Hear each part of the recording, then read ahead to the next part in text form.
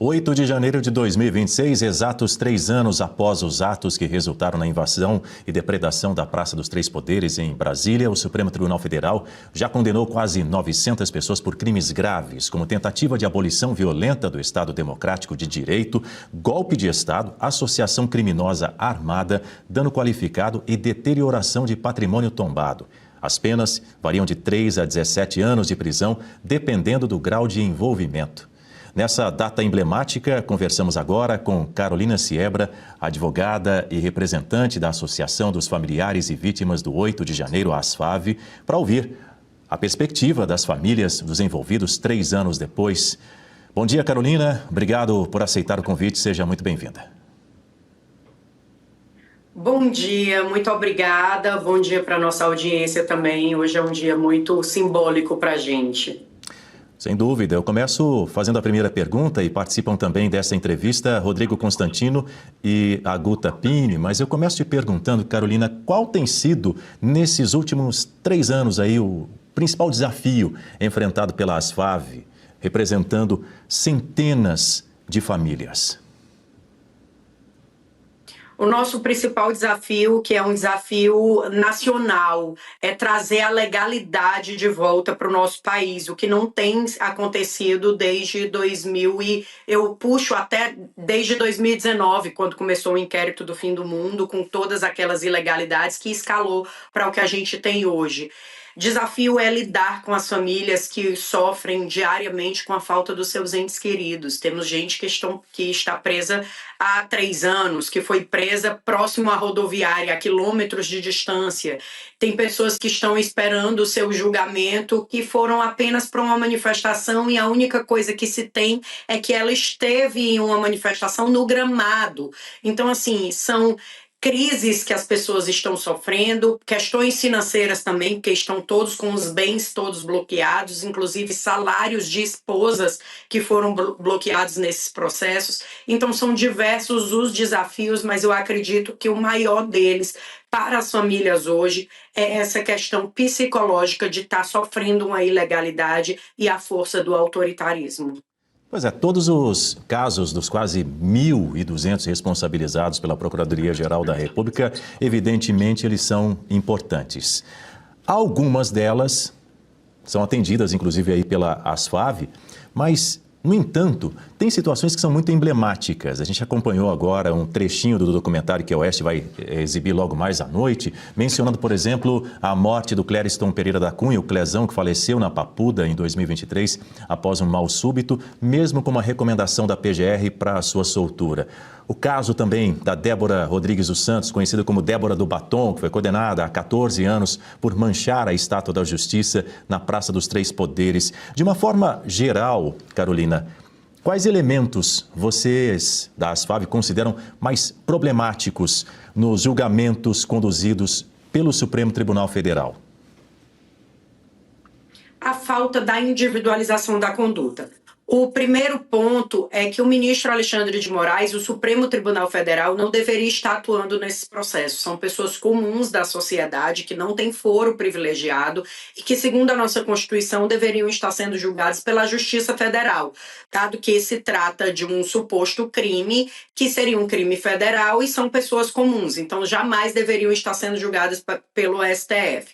Mas o ministro Alexandre de Moraes usurpou essa competência para ele e fez os julgamentos que a gente chama em forma conjunta, né? Ele utiliza uma tese de crime multitudinário, que no Brasil essa tese ela é utilizada quando a gente fala, para ficar mais fácil para a população entender, aquelas brigas de torcida. Quando existe uma briga de torcida e todo mundo ali se envolve, você usa os crimes multitudinários, que na verdade são crimes cometidos por multidão, e só quem vai responder o mais grave é a pessoa que provocou. Os que não provocaram e entraram ali por influência da multidão, eles terão sua pena reduzida, que não foi o que aconteceu nos casos do dia 8 de janeiro. No dia 8 de janeiro, o ministro Alexandre de Moraes criou uma nova tese, dizendo que se você estava lá, você também queria fazer a mesma coisa que as outras pessoas. Acontece que, nesse mesmo intuito, a gente tem também o crime de organização criminosa. Veja bem, os dois, eles não se complementam, os dois são completamente opostos. Ou você foi para uma manifestação e foi influenciado pela multidão, ou você se organizou previamente para cometer um crime. Os dois não tem como. E aí a gente vai para a questão da não individualização da conduta, porque aí ele não disse quem era que entrou, quem influenciou outra pessoa a entrar, e ele terminou condenando todo mundo numas condenações que a gente passou naqueles antiplágio, e no antiplágio dá 98% de semelhança, mudando apenas o nome e o endereço das pessoas. Isso é a coisa mais grave que eu já conheci em todo direito criminal. Não existe esse tipo de condenação. No direito criminal, a gente tem um princípio que se chama indúbio pro réu. Se você tem dúvida que a pessoa cometeu um crime, ela tem que ser absolvida. Você só pode condenar quando não restar nenhum tipo de dúvida. E não foi isso que o ministro Alexandre de Moraes fez. Lembrando que a regra do juiz natural, muito se falou a respeito disso, que é aquela regra prevista na Constituição Federal, que garante que cada pessoa seja julgada por um tribunal previamente competente, assegurando ali uma imparcialidade. Ela foi totalmente ignorada nesses casos. Alguns juristas, sempre com alguma frequência entrevistados aqui nos nossos telejornais, citam esse trecho porque, em tese, o julgamento dessas pessoas deveria tramitar na primeira instância, né, Carolina? Quem vai fazer a próxima pergunta para você agora é Rodrigo Constantino. Bom dia, Carol. Prazer tê-la aqui. Veja, hoje em destaque na Folha de São Paulo está a seguinte notícia. Planalto deve deixar para partido da base ida ao STF contra a derrubada de veto de Lula à PL da dosimetria. Petistas querem manter assunto em alta na tentativa de aglutinar eleitorado que rejeita Bolsonaro. O presidente já anunciou que não vai sancionar lei que beneficiaria condenados por trama golpista. A gente sabe que o PL da dosimetria foi ali um caminho encontrado para, digamos, permitir a sua aprovação. O certo mesmo era falar em anistia ampla, geral e restrita, mas mesmo esse PL tímido da dosimetria não está sendo aceito pela turma do PT. Uma turma que no passado recente foi anistiada de crimes como sequestro, bomba, atentados terroristas e por aí vai. Qual é a sua expectativa quanto a isso? Esse PL da dosimetria subiu no telhado, vai ser possível derrubar o veto do presidente Lula, isso vai parar no tapetão do STF e o STF vai acompanhar o PT? Como é que vocês estão vendo isso? Com que grau de apreensão? Eu acredito firmemente, Consta, que vai ser derrubado esse veto, né? A gente tem voto suficiente para a derrubada do veto. O Lula está no papel dele de jogar para a militância, né? Para continuar mantendo ali aquele pessoal. Afinal de contas, ele passou esses 3 anos e passa esses 3 anos dizendo que houve um golpe, uma tentativa de golpe de Estado, quando na realidade a gente foi realmente golpeado, mas pelo Partido dos Trabalhadores e também pelo STF, que não respeita a Constituição, e a gente tem provas disso todos os dias. Ele vai vetar, vai sofrer essa queda da derrubada do veto, e eu acho que o STF ele vai se manter em silêncio. Afinal de contas, o que a gente ouve nos bastidores é que teve ajuda do STF para a construção desse texto, que não é um texto muito formoso, não é o texto da forma que a gente queria, porque termina convalidando os atos ilegais do ministro Alexandre de Moraes.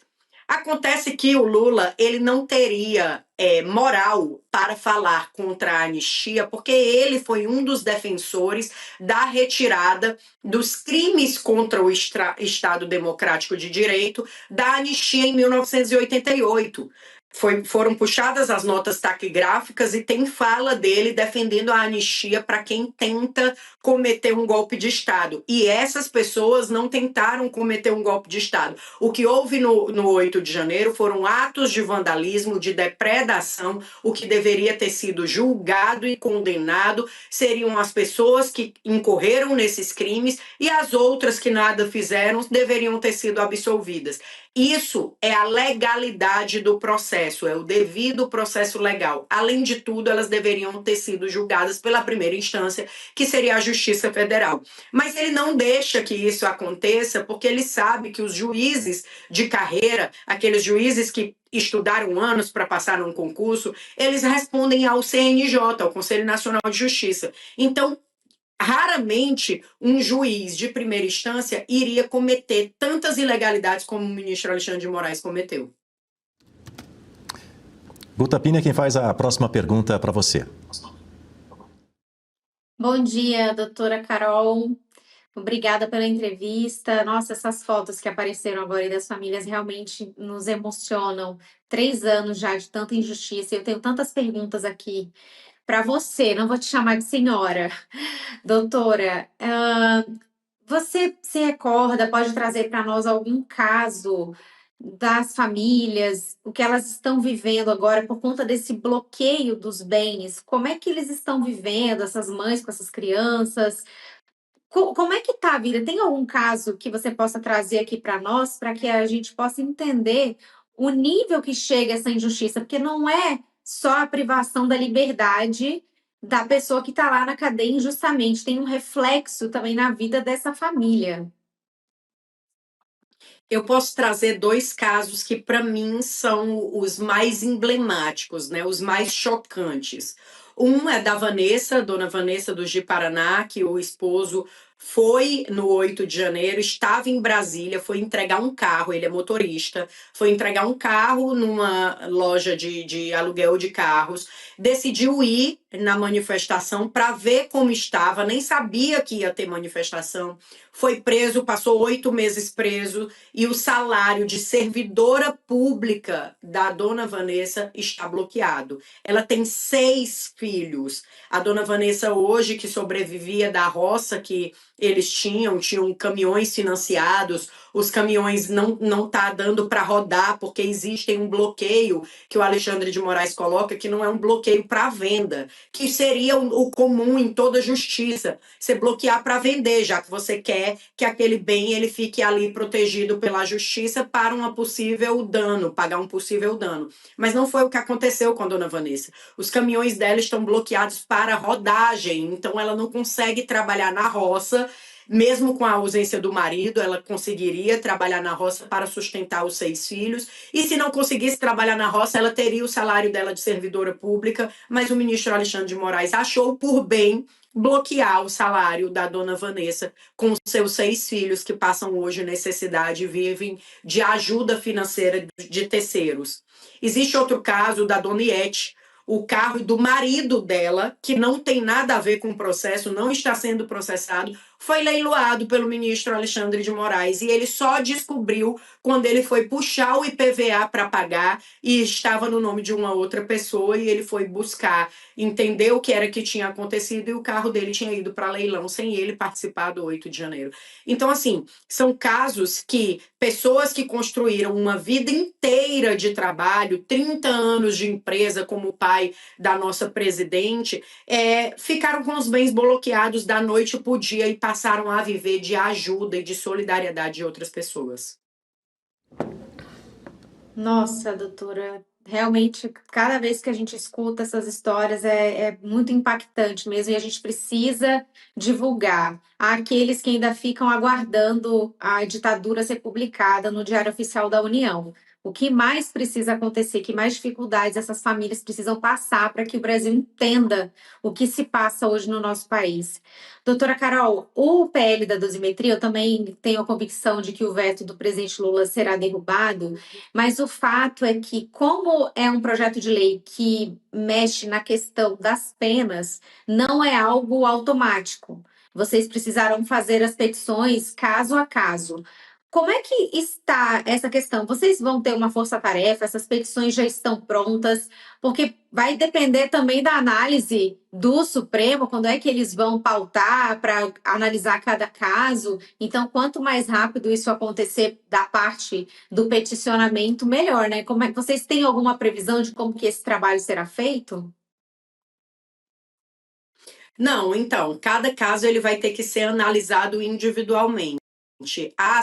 Ela presta serviço para as famílias do 8 de janeiro da seguinte forma: a gente não entra no trabalho jurídico dos advogados particulares, mas a gente tem um corpo jurídico que atende as pessoas conforme as demandas chegam. Se tiver algum advogado ali que esteja disponível para poder fazer esse trabalho de forma voluntária, a gente encaminha para esse advogado, fica a critério também do advogado atender a pessoa ou não, e aí cada advogado tem também os seus particulares. Cada caso, no caso do PL da dosimetria, vai ter que ser analisado individualmente, elas são diversas, né? E aí essas penas maiores, que vão de 11 a 17 anos e 8 meses, porque existem pessoas que também foram condenadas a 17 anos e 8 meses, terão que ser analisadas de forma individual. Quanto tempo essa pessoa já cumpriu, o que é que ela tem de remissão. Então, assim, existem pessoas que elas, tornozeleira, buscaram exílio, também já são outros casos, e aí ser visto e analisado de forma individual. Mas o importante é que, quando a gente começar a esses pedidos, né, que vai ser uma enxurrada, e a nossa lei diz que vai ter que ir para o ministro Alexandre de Moraes, porque ele é o executor da pena, apesar de que não poderia ser, né? Quem deveria executar a pena é o juiz de execuções ali do Estado, tomou para si também a questão da execução, então ele que vai analisar. Com base no primeiro que sair, a gente vai ter ideia do que ele vai fazer. Afinal de contas, o PL da dosimetria, ele fala exatamente o que eu coloquei, são crimes multitudinários, que você tem que reduzir a pena de 1 a 2/3 para o crime cometido em multidão. Então, ele deve analisar, espero eu, né, que ele analise dessa vez o que é que cada um fez para poder diminuir essa pena de 1 a 2/3. Quem não fez nada, estava ali só no gramado, é até um absurdo a gente dizer isso, deveria ter sua pena reduzida em 2/3. Então vai ser analisado critério a critério, e os advogados, eu acredito que já estão todos esperando ansiosamente por esse momento, como eu estou com os meus, e já estou aqui preparando tudo para deixar no ponto para quando for sancionada a lei, a gente poder dar entrada e dar liberdade para essas pessoas.